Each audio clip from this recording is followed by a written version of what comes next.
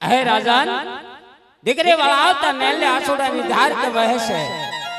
અરે રાજવી પણ યાર આ દુનિયાની અંદર કોણ એવો દીકરીનો બાપ છે કે દીકરી વળાવતા આંખની અંદર આસોડાની ધાર ન હોય રાજા। આ રાજન દીકરીના બાપની આંખમાં આસોડાની ધાર જ હોય છે માટે આ તો કાક જુદા દાસુ દેખાય છે।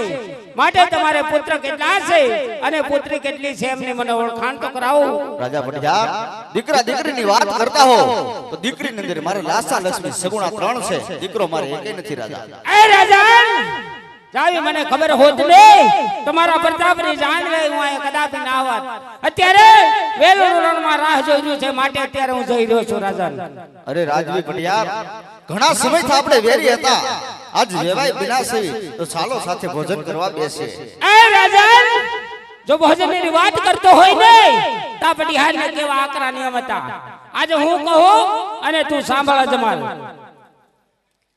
એ આજે પડે યાર કહું ને અજમાલ સાંભળો રે।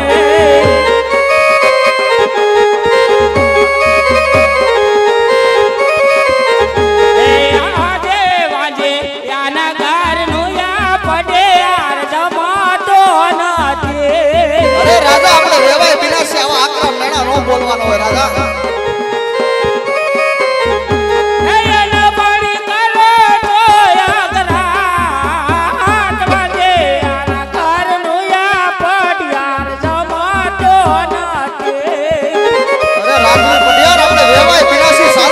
ભોજન કરવા બેસ્યા મેળા નો બોલવાનો હોય રાજા।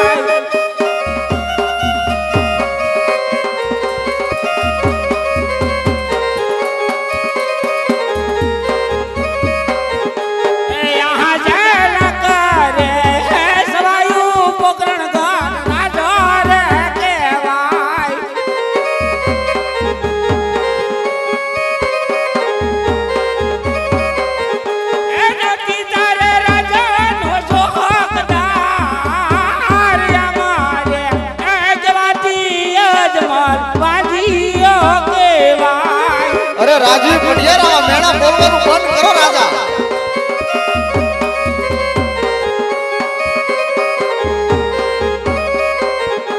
એ આજે પોકરણ ગાડ ને પાદર પાડિયાર ભૂલો રે પડ્યો।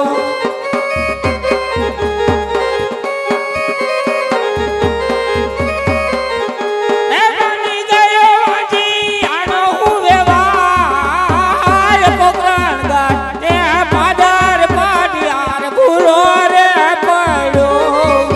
અરે રાજવી ભટિયાર તમે મારા વેવાય છો, આવા મેળા બોલવાનું બંધ કરો રાજા।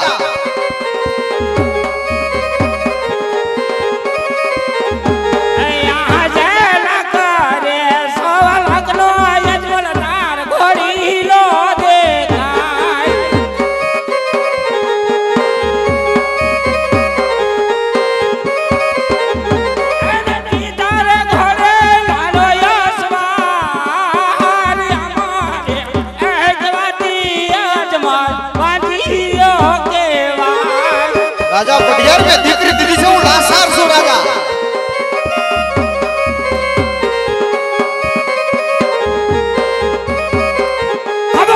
પોકરણગઢના રાજા સિંહનો શિકાર કરું વાઘનો કરું વેપાર ઉડતા પક્ષી નીચે પાડું પડિયાર મારું નામ છે જાતિ વેળાએ બે શબ્દ કહો તે કાન ખોલીને સાંભળ અજમલ જ્યાં સુધી તારી ઘરે પુત્ર પેટે પાણનો બંધાય ત્યાં સુધી મારા પિંગલગઢમાં નહીં આવતો એટલું જ નહીં તારું વાંચી મોપન ને બતાવતો અરે રાજવી પડિયાર દીકરી દીધી છે માટે હું લાસાર છું રાજા માટે રાજા પડિયાર તમે તમારા પિંગલગઢની વાત કરતા હો